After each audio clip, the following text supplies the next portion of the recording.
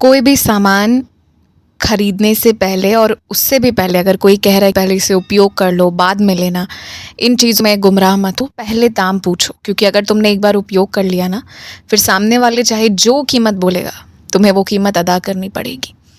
इसी तरह कोई भी किसी भी तरह का लेन देन हो, बिना पैसे दिए किसी चीज़ का उपयोग कर रहे हो तो ये पूरा ज्ञान रखो कि यदि तुम उस चीज़ को खरीदोगे या अगर तुम अब उपयोग भी कर रहे हो तो तुम्हें उसकी कितनी कीमत तक अदा करनी पड़ सकती है, इसका ज्ञान तुम्हें हमेशा होना चाहिए।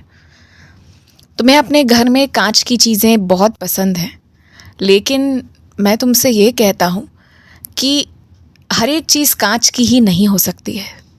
अगर तुम्हारे घर वाले ये बात तुमसे कह रहे हैं कि बात सुरक्षा की है जहाँ पर, तो बिल्कुल ये चीज़ से मैं भी हामी भरता हूँ कि जहाँ सुरक्षा की बात है वहाँ हर एक चीज़ पर तुम कांच नहीं लगा सकते। तुम्हें अपने घर वालों की बात सुननी चाहिए और वो जो भी कह रहे हैं, जैसा बता रहे हैं, तुम्हें वो भी समझना चाहिए। तुम्हारी पसंद से भी ऊपर तुम ये रखो कि सबकी क्या उसमें पसंद है, सबकी क्या उसमें इच्छा है, और उन सब से भी ऊपर रखो किस बात में सबका हित छुपा हुआ है। इस चीज़ का हमेशा ध्यान दो। मेरी ओर से तुम्हें स्तवन मंजीरी की एक छोटी सी पुस्तिका प्राप्त होगी। उसे अपने पास रखना, हमेशा अपने निकट रखने का प्रयास करना और सिर्फ उसे रखे मत रहना। कोशिश करना कि दिन भर में एक बार तुम उसका पाठ अपने आप कर लो। हो सकता है मेरा स्तवन मंजीरी पढ़ना तुम्हें मुश्किल लगता हो, शुरुआत में मुश्किल लग सकता है, पर धीरे धीरे वो तुम्हें कंठस्थ भी हो जाएगी। तुम 1 साल पूरे मन लगा कर मेरी स्तवन मंजीरी का पाठ करो और करके देखो फिर क्या होता है। तुम्हें कभी भी अकेला लगे, कभी भी अधूरा लगे, कभी भी कोई भी दिक्कत महसूस हो ना और कुछ समझ नहीं आए क्या करूँ कहाँ जाऊँ, तो सीधे मेरी शिरडी हो आना। सीधे तुम्हें कुछ समझ नहीं आए, तुम्हें कहीं जाना हो, कुछ ना दिखे तो सीधे शिरडी की ओर देखना।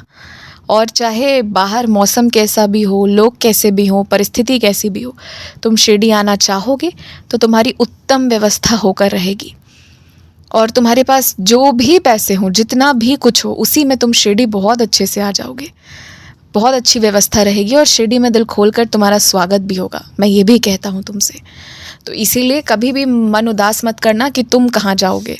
तुम हमेशा अपने बाबा के दर आ सकते हो। तुम्हारे बाबा आंखें बिछाए तुम्हारे इंतज़ार में बैठे रहते हैं। तो इसलिए तुम अपने साईं के पास हमेशा आने के लिए आतुर रहो और हमेशा आया भी करो।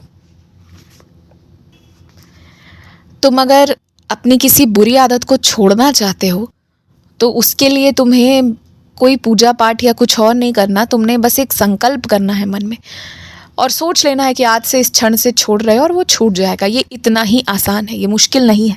गंदी आदतों को कैसे छोड़ना है ये किसी से पूछने मत जाओ, बहुत आसान है, तुरंत हो जाएगा। तुम बस तैयार हो जाओ और फिर तुम ये काम कर लोगे।